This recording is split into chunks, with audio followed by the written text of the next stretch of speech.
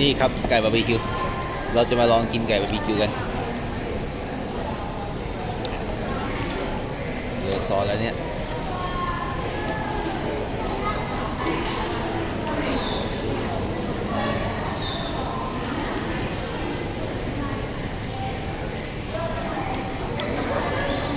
ไก่นะไก่ไม่ใช่ฝุ่นกินดีๆนี่ครับไก่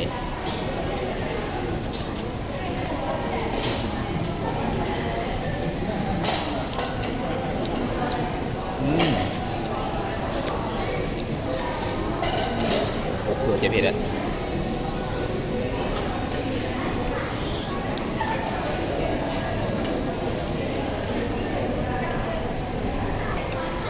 ครับ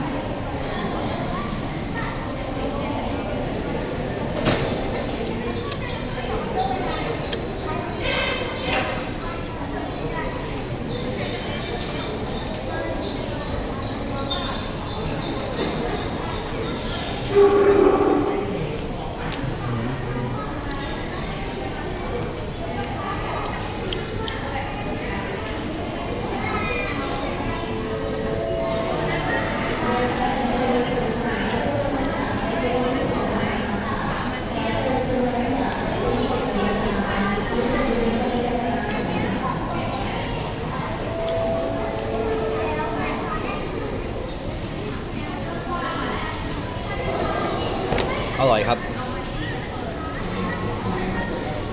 นี่ครับ